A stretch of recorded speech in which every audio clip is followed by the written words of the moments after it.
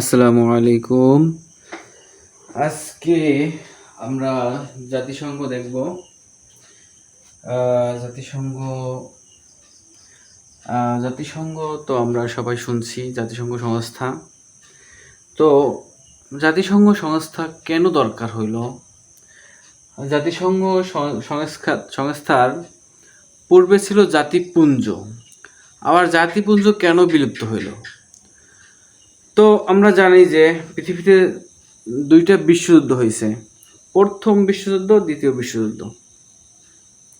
তো যখন প্রথম বিশ্বযুদ্ধ হয়েছে, সেই বিশ্বযুদ্ধে অনেক লোক মারা গেছে। প্রথম বিশ্বযুদ্ধে প্রায় 90 লক্ষ লোক মারা যায়। তো 90 লক্ষ লোক মারা যায় তখন আমেরিকার প্রেসিডেন্ট ছিল উড্রো উইলসন। 28তম আমেরিকার প্রেসিডেন্ট ছিলেন। যেটা লিগ অফ নেশন, জাতিপুঞ্জ নামে একটা, তখন কি করে যে এই বিশ্বযুদ্ধ ঠেকানোর জন্য তারা একটা লিগ অফ নেশন নামে একটা সংস্থা তৈরি করে, জাতিপুঞ্জ। তাহলে প্রথম বিশ্বযুদ্ধের পরে আমেরিকার 28তম president Woodrow Wilson league of nation নামে একটা জাতিপুঞ্জ সংস্থা তৈরি করে। তো এটা গঠিত হয় 10ই জানুয়ারি, আমরা জাতিসংঘ পর্ব 10ই জানুয়ারি 1920 সালে। তাই সেই জাতিপুঞ্জের দফা ছিল 14 দফা। দফা মানে চুক্তি, মানে একটা চুক্তি আর কি। চুক্তি কি 14 দফার চুক্তিতে, 14 দফার ভিত্তিতে জাতিপুঞ্জ গঠিত হয়। তো 14 দফার মধ্যে একটা দফা ছিল যে আবার যদি কখনো বিশ্বযুদ্ধ হয় তাহলে এই জাতিপুঞ্জ বিলুপ্ত হয়ে যাবে। তাহলে দ্বিতীয় বিশ্বযুদ্ধ হওয়ার কারণে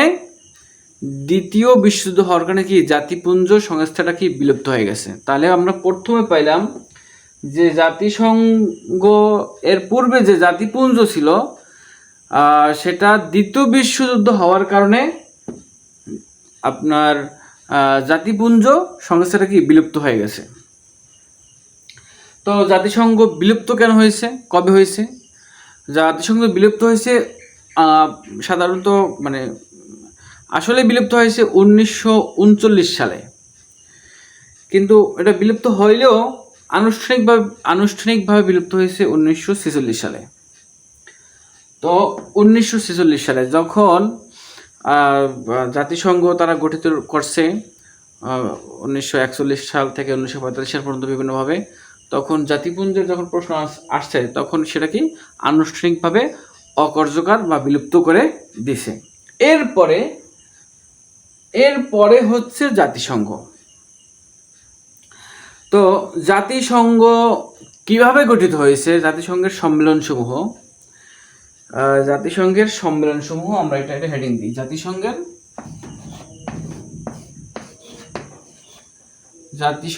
সম্মেলনসমূহ।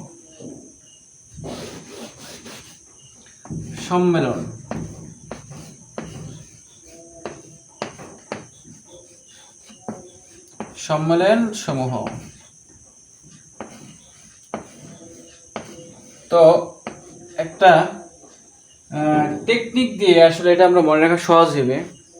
একটা গল্প বললে ভালো হয় যে এক নবের নাম, নব স্টাইল চলাফেরা করে, নাম হচ্ছে বাদল। তো ওর স্টাইল একটু নব স্টাইল, যে বাদল বলতেছে কি যে ওর আম্মুরে যে এই যে সকালে যে রুটি বানাও, এটা কিসের রুটি? বলে বাংলাদেশের রুটি, বাংলাদেশের আটা। তো বলে আমি বাংলাদেশের আটা খাবো না, আমি লন্ডনের আটা খাবো। মায়ের কাছে বায়না ধরছে যে আমি লন্ডনের আটা খাবো। এখন কি করবে মা? তো তার ছেলেরে নব স্টাইলে বড় করতেছে। সে তার ভাইকে ফোন দিয়া সেই লন্ডন থেকে আঠা আনাইয়া তারপরে কি করছে, মানে রুটি বানাইছে। তারপর সে স্কুলে গিয়ে বলছে যে তোরা কিসের আটা, কিসের রুটি, কিসের আটা দিয়ে রুটি খাও? বলে বাংলাদেশের। আমি লন্ডনের আটার রুটি খাই। তো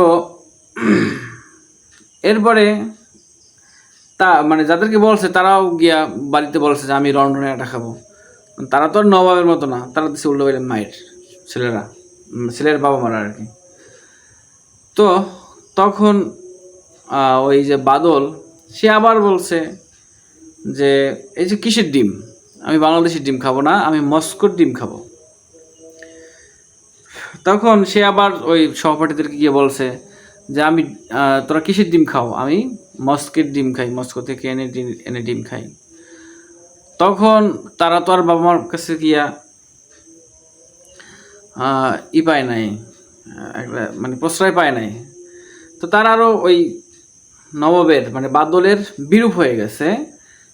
বিরূপ হয়ে তারা ওই বাদলের নাম বাদল না রাইখা রাখছে লন্ডনের আটা মস্কের ডিম। মানে ওরে ওরে লন্ডনের আটা মস্কোর ডিম কইয়া ওর ডাকনাম, ওর উপনাম দিয়ে দিয়েছে লন্ডনের আটা মস্কোর ডিম। তো আমরা এই থেকে এই সম্মেলন সমূহের টেকনিকটা মনে রাখতে পারবো যে সম্মেলন সমূহ লন্ডনের আটা, লন্ডনের আটা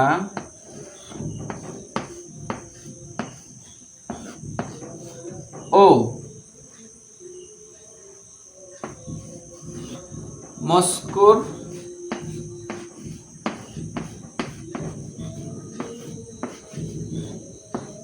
ডিম। এইটা কি লেখছে যে এইটা প্রত্যেকটা দেয়ালে দেয়ালে ওর নামে বদনাম ছড়াইতেছে যে লন্ডনের আটা মস্কোর ডিম খেতে হলে ইয়েস কার্ডে সাইন করুন। লন্ডনের আটা ও মস্কোর ডিম খেতে হলে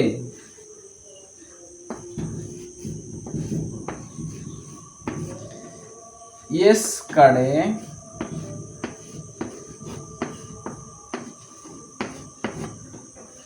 কার্ডে সাইন করুন।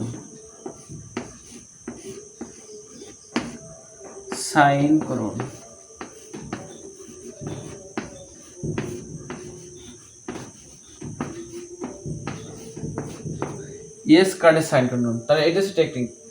লন্ডনের আটা ও মস্কোর ডিম খেতে হলে ইয়েস কার্ডে সাইন করুন। লন্ডনের আটা মস্কোর ডিম খেতে হলে ইয়েস কার্ডে সাইন করে নিন। তো আমরা কি পাইলাম? লন্ডন থেকে কি লন্ডন ঘোষণা, কি ঘোষণা? লন্ডন ঘোষণা। লন্ডন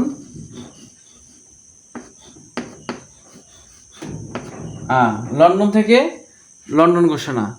তো লন্ডন ঘোষণা কবে হয়? 12ই জুন 1900। লন্ডন ঘোষণা হয় 1941 সালে, 12ই জুন 1941 সালে। 12ই জুন 1900। তাহলে লন্ডন থেকে পাইলাম কি? লন্ডন ঘোষণা। তো লন্ডন ঘোষণা কবে হয়? 12ই জুন 1941 সালে। কোথায় হয়? এটা হয় জেমস প্রাসাদে। জেমস প্রাসাদে।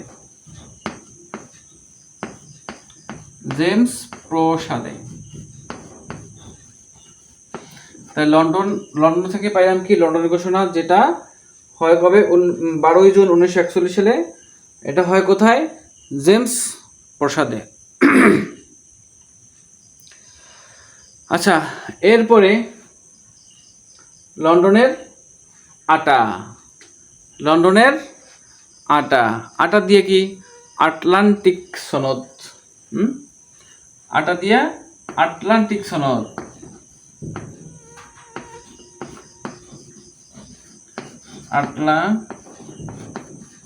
আটলান্টিক সনদ। হ্যাঁ, লন্ডন দিয়ে কি পেলাম? লন্ডনের ঘোষণা, যেটা হয় 12 জুন 1941 সালে। এটা কোথায় হয়? জেমস প্রাসাদে লন্ডন ঘোষণা হয়।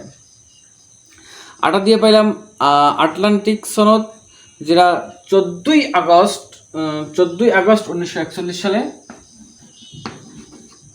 হয়।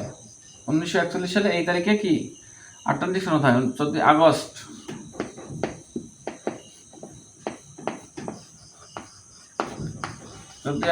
41 সালে হয়। তাহলে আটলান্টিক সনদ হয় কোথায়, কোন তারিখে? 14ই আগস্ট 1941 সালে। 14ই আগস্ট 1941 সালে। এটা কি হয় এখানে?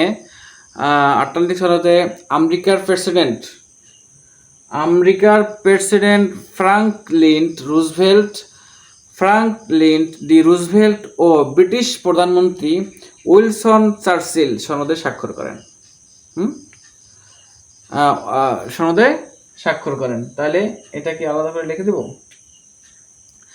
তাহলে এই যে আমেরিকার প্রেসিডেন্ট ফ্রাঙ্কলিন রুজভেল্ট, তিনি কিন্তু আমেরিকার 12 বছরের প্রেসিডেন্ট ছিলেন, এবং দ্বিতীয় বিশ্বযুদ্ধের সময়ও তিনি আমেরিকার প্রেসিডেন্ট ছিলেন। এবং এই ফ্রাঙ্কলিন রুজভেল্টই কি করছেন? জাতিসংঘের নামকরণ করছেন ফ্রাঙ্কলিন রুজভেল্ট। ঠিক আছে। আবার ব্রিটিশ প্রধানমন্ত্রী উইলস্টন চার্চিল, তিনি একজন বিশেষ সাহিত্যবিদ ছিলেন, আবার ব্রিটিশের প্রধানমন্ত্রী ছিলেন। তো এই যে আটলান্টিক সনদে 14ই আগস্ট 1941 সালে আটলান্টিক সনদ তারা সনদে স্বাক্ষরিত করেন। এরপরে ও দিয়ে ওয়াশিংটন ঘোষণা,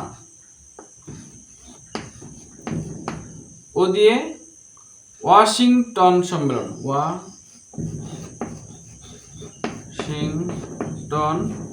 সম্মেলন, হ্যাঁ, ওয়াশিংটন সম্মেলন। এখানে কি জাতিসংঘের ঘোষণা হয়।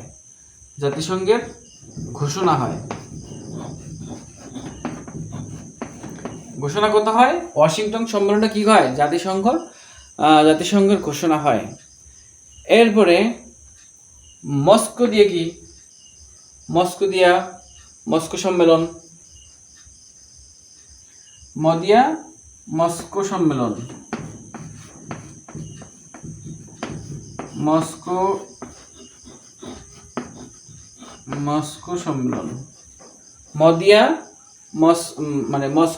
মস্কো সম্মেলন।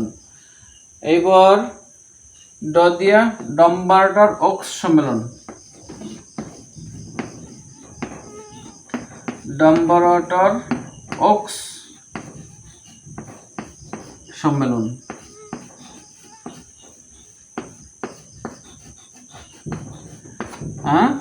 ডম্বারটার ডিম দিয়ে কি ডম্বারটার ওক্স সম্মেলন। তে দিয়ে তেহরান সম্মেলন,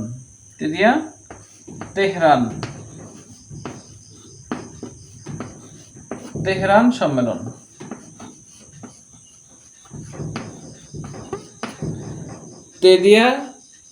ক্ষেতের তে দিয়ে কি তেহরান সম্মেলন। খেতে হলে ইতে কি খেতে হলে ইয়েস এর দিয়া ইয়ালটা সম্মেলন। এটা ইতে কি ইয়ালটা সম্মেলন, ইয়ালটা।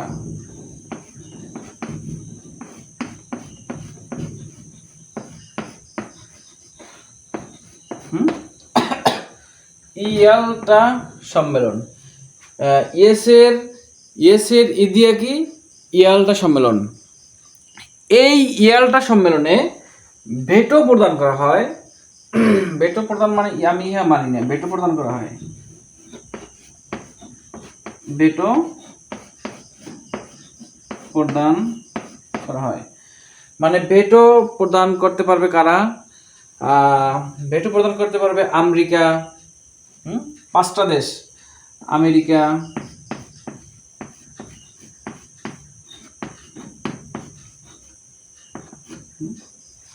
ভেটো প্রদান করতে পারবে কারা? America, Britain,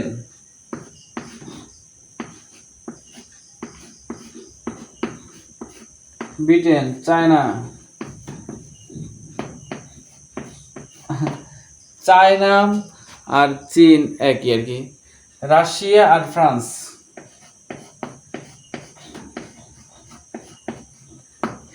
America, Britain, France, China, Russia, France,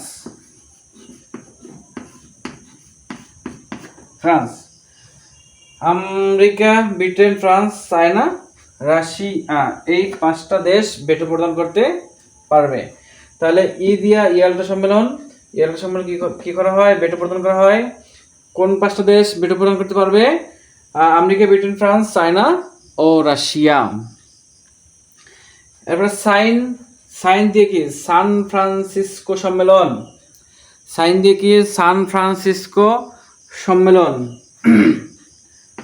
সান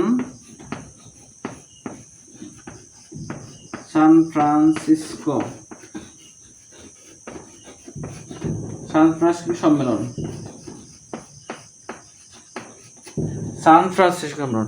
তো সান ফ্রান্সিসকো সম্মেলনে এখানে সনদে স্বাক্ষরকারী, এখানে এই সম্মেলনে 50টা দেশ, প্রথমে 50টা দেশ এই জাতিসংঘের সনদে স্বাক্ষর করে। পরবর্তীতে আবার পোল্যান্ড এসে 51তম দেশ হিসাবে সনদে স্বাক্ষর করে। তাহলে আর এই সনদের ধারা ছিল 111টি।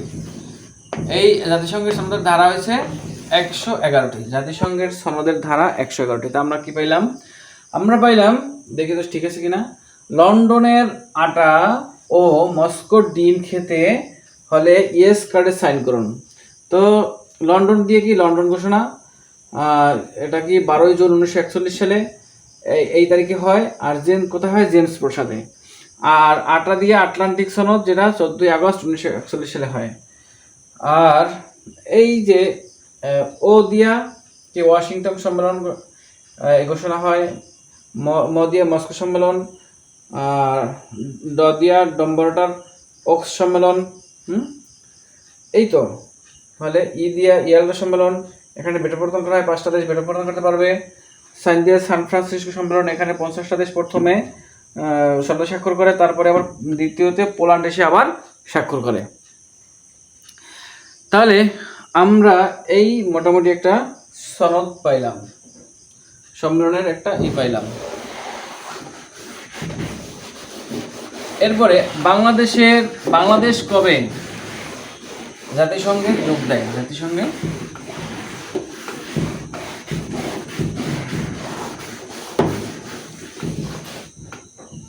তাহলে দেখা যাক যে এই জাতিসংঘের প্রতিষ্ঠাতা কবে? জাতিসংঘের প্রতিষ্ঠা হয়েছে কবে? জাতিসংঘ প্রতিষ্ঠা হয়েছে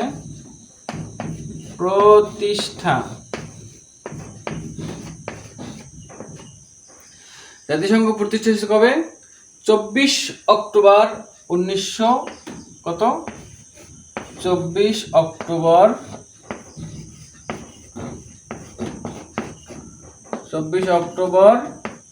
1945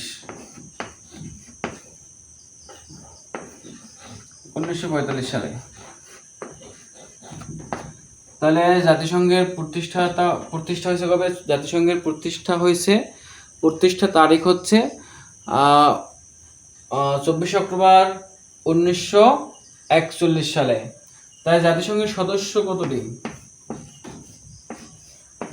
জাতিসংঘের সদস্য কত? এটা তো আমরা সবাই জানি যে জাতিসংঘের সদস্য হচ্ছে 193টি, পর্যবেক্ষক রাষ্ট্র 2টি। পর্যবেক্ষক রাষ্ট্র দুইটি, যে ফিলিস্তিন আর কি ভ্যাটিকান সিটি।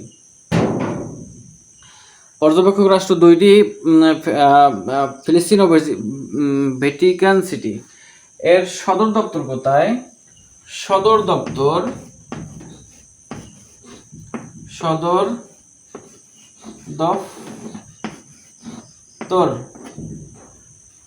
দপ্তর কোথায়? এটা কি আমাদের জানা আছে সদর দপ্তর কোথায়? সদর দপ্তর হচ্ছে নিউ ইয়র্ক।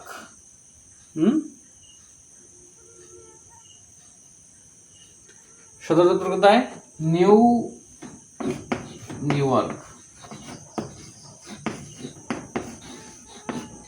আচ্ছা, সদর দপ্তরের জমিদাতাকে?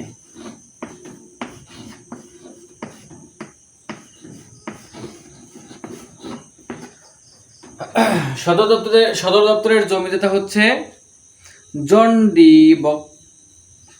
D Rockefeller. সদর দপ্তরের জমিদাতা জন ডি রকফেলার।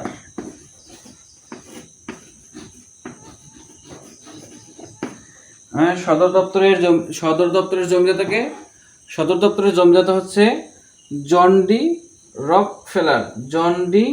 রকফেলার। সদর দপ্তরের জমিদাতা জন ডি রকফেলার।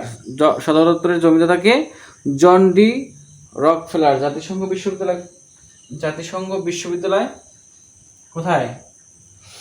জাতিসংঘ বিশ্ববিদ্যালয়।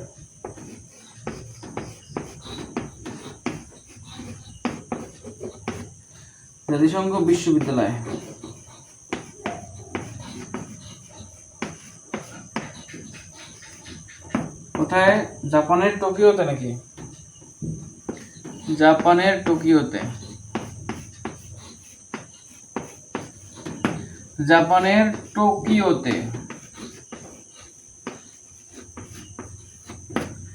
জাপানের জাতিসংঘ বিশ্ববিদ্যালয় কোথায়? জাতিসংঘ বিশ্ববিদ্যালয়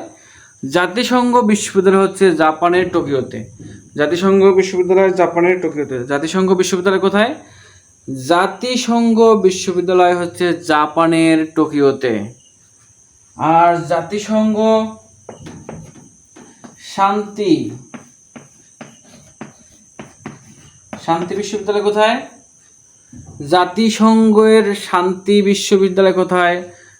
এটা হচ্ছে স্যান জোস, কোস্টারিকা।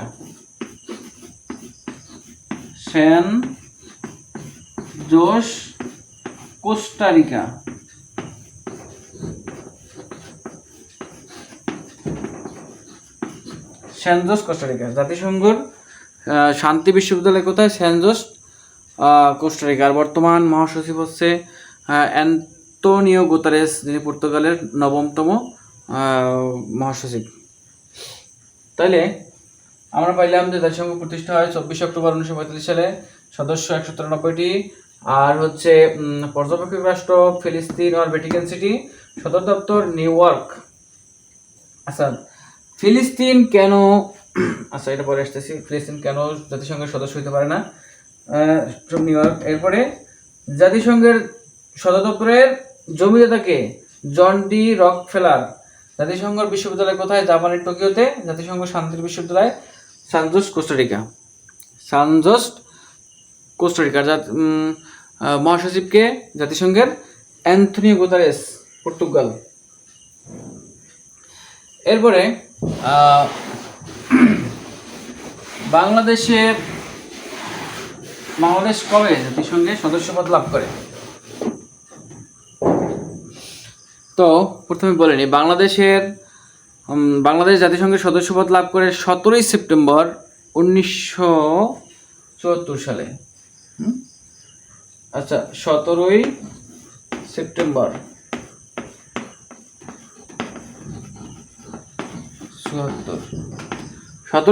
১৯৭৪ সালে জাতিসংঘ সদস্যপদ লাভ করে। ১৭ই সেপ্টেম্বর ১৯৭৬ সালে জাতিসংঘের সদস্যপদ লাভ করে। কততম অধিবেশনে? 29তম অধিবেশনে কততম দেশ হিসাবে? 136তম দেশ হিসাবে। তাহলে আমাদের সিরিয়াল হচ্ছে 136তম। কোন অধিবেশনে? 29তম অধিবেশনে, 17 সেপ্টেম্বর 1974 সালে 29তম দেশ হিসাবে 29তম অধিবেশনে 136তম দেশ হিসাবে সদস্য হয়। জাতিসংঘের ভাষা কয়টি? ভাষা হচ্ছে 6টি। ভাষা 6টি, অফিসিয়াল ভাষা 2টি।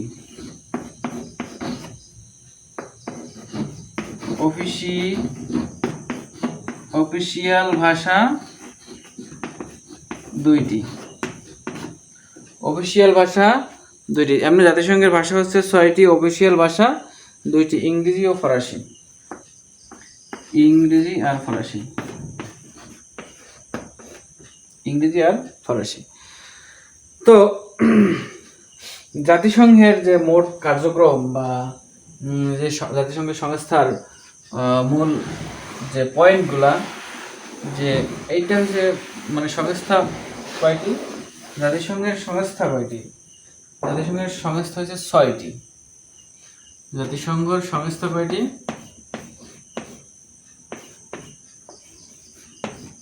সংস্থা 6টি।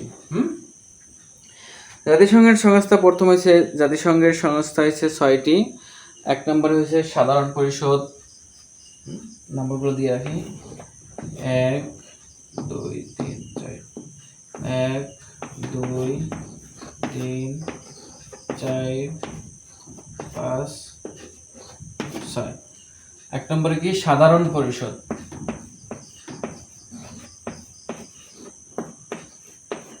সাধারণ পরিষদ।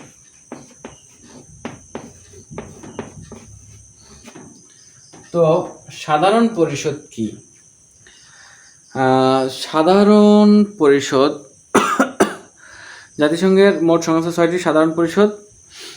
এটা হচ্ছে এই সাধারণ পরিষদে যে সভাপতি হয় সে 1 বছরের সভাপতি হয়।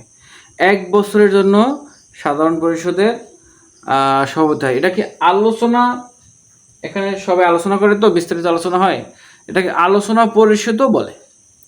সাধারণ পরিষদকে আলোচনা পরিষদও বলে। তবে বর্তমানে সাধারণ পরিষদের সভাপতি হচ্ছে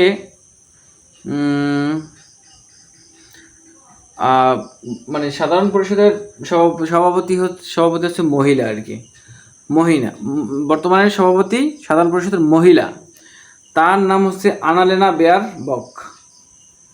সাধারণ পরিষদের সভাপতির নাম কি? আনালেনা বেয়ারবক। আনালেনা বেয়ারবক।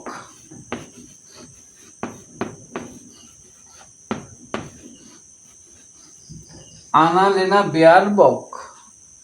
তো মোট সাধারণ পরিষদের 5 জন মহিলা সভাপতি ছিলেন। বর্তমানে সভাপতি আনালেনা বেয়ারবক। আর প্রথম যে সভাপতি ছিল তিনি ভারতীয়।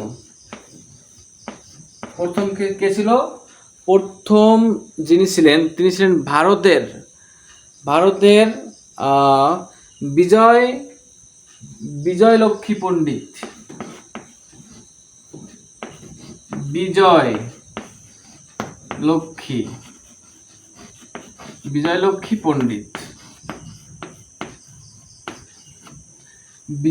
পণ্ডিত। তাহলে প্রথম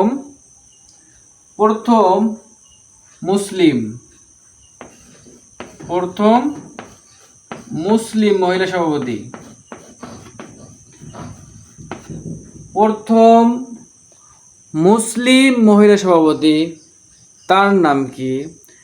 শায়েখা হায়া বিনতে রশিদ আল খলিফা। শায়খা হায়া বিনতে রশিদ আল খলিফা।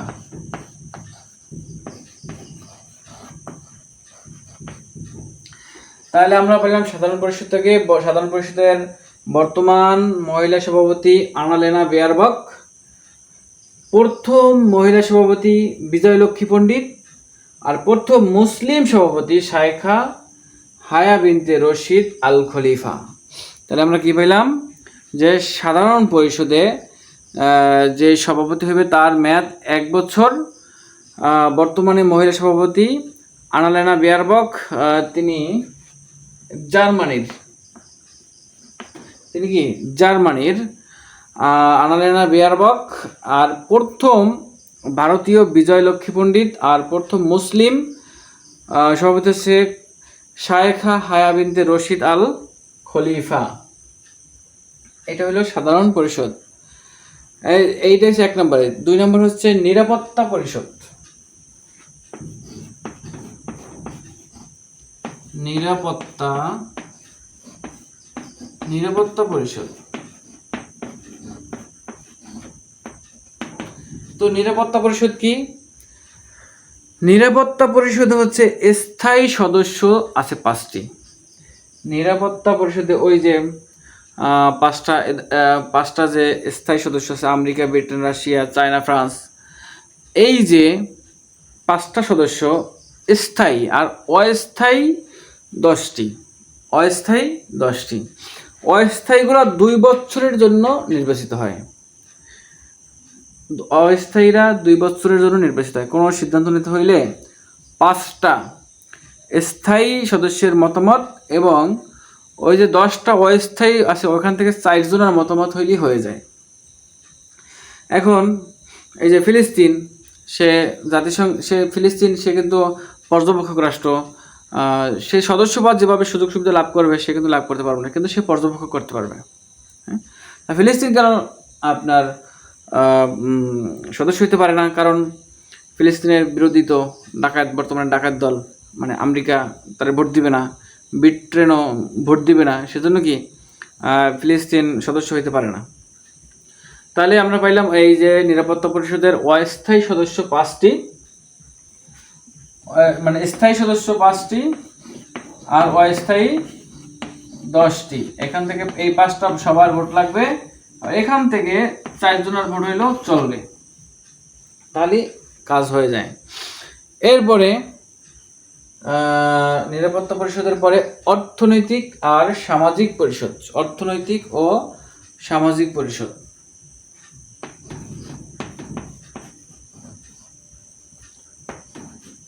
অর্থনৈতিক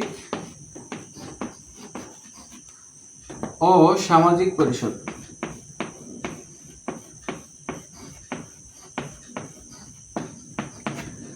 অর্থনৈতিক ও সামাজিক পরিষদ। অর্থনৈতিক আর সামাজিক পরিষদ মানে কি?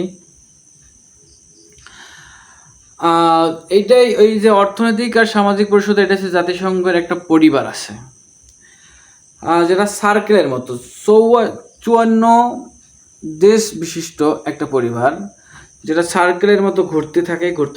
কিভাবে ঘুরতে থাকে এইভাবে যে এক একজন 3 বছর থাকবে, 3 বছর পর 18 জন বের হয়ে যাবে।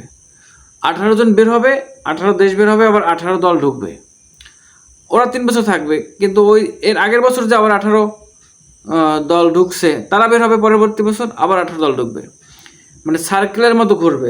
কিন্তু মোট 54 দেশই থাকবে। 18 দল ঢুকলে আবার 18 দল তো বেরো হয়, আবার 18 দল বের হইলে আবার 18 দল ঢুকে। তাহলে ঢোকার পরে 3 বছর সময় অতিবাহিত করে, 3 বছর থাকে। তো এই যে সার্কেলের মতো ঢুকে, এখানে 54 দেশই থাকে। এইটা হচ্ছে অর্থনৈতিক সময় 54 দেশ। এবার অর্থনৈতিক ও সামাজিক পরিষদ। এরপর আছে অসি পরিষদ।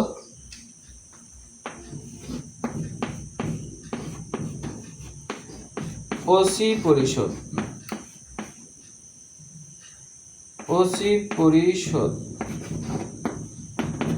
ওসি পরিষদটা কি? ওসি পরিষদ হচ্ছে ওসি পরিষদটা আসলে স্থাপিত 94 সাল থেকে ওসি পরিষদ স্থাপিত। তো এই ওসি পরিষদটা গঠিত হয় যে স্থায়ী 5টা সদস্য আছে। এই 5টা সদস্যদের যারা স্বাধীন হতে চায়, স্বাধীন হয়েছে, তাদেরকে সাহায্য করবে, কিন্তু পালাও যখন দেশ স্বাধীন হয়েছে এরপরে আর সাহায্য করে না, কারণ তাদের আর কুলায় না, তারা আর্থিকভাবে কি খুব লস প্রজেক্টে চলে যায়, যার কারণে তারা কি সাহায্য আর ওই ওসি পরিষদ বন্ধ করে দিয়েছে। ওসি পরিষদ। এরপরে আন্তর্জাতিক আদালত।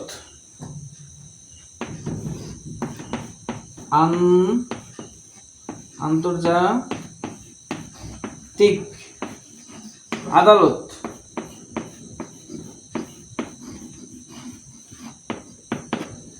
আচ্ছা, আন্তর্জাতিক আদালত তো আমরা ভালো করে বুঝি যে আন্তর্জাতিক আদালত, এই আদালতে কি, আন্তর্জাতিক আদালতে এখানে মানে দেশের বিচার হয়, আসলে মানুষের বিচার হয় না, দেশের বিচার হয়, মানে দেশের বিচার করে, মানুষের বিচার করে না। যেটা মানুষের বিচার করে সেটা হচ্ছে আন্তর্জাতিক অপরাধ। এখানে একটা অপরাধ শব্দ আছে, অপরাধ আদালত। যেই আদালতে মানুষের বিচার হয় সেটা হচ্ছে আন্তর্জাতিক অপরাধ আদালত, আর যেই আন্তর্জাতিক আদালতে দেশের বিচার হয় সেটা কি শুধু আন্তর্জাতিক আদালত। দুটার পার্থক্যটা হচ্ছে যেটা একটায় দেশের বিচার হয় আর একটায় মানুষের বিচার হয়। দেশের বিচার হয় আন্তর্জাতিক আদালতে আর মানুষের বিচার হয় আন্তর্জাতিক অপরাধ আদালতে। তো আন্তর্জাতিক অপরাধ আদালত কিংবা আন্তর্জাতিক আদালত এটা নেদারল্যান্ডের দ্য হেগ শহরে অবস্থিত। নেদারল্যান্ডের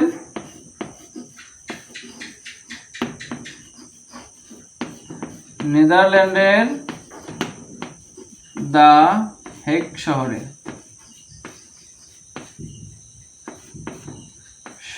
অবস্থিত। মানে দুইটাই আন্তর্জাতিক আদালত, আন্তর্জাতিক অপরাধ আদালত, দুইটারই সদর দপ্তর কোথায়?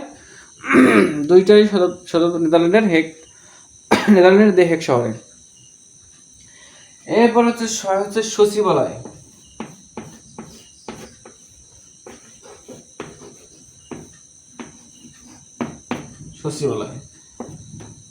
তো সচিবালয় কি? সকল প্রশাসনিক কর্মকাণ্ডের মূল কেন্দ্রবিন্দু।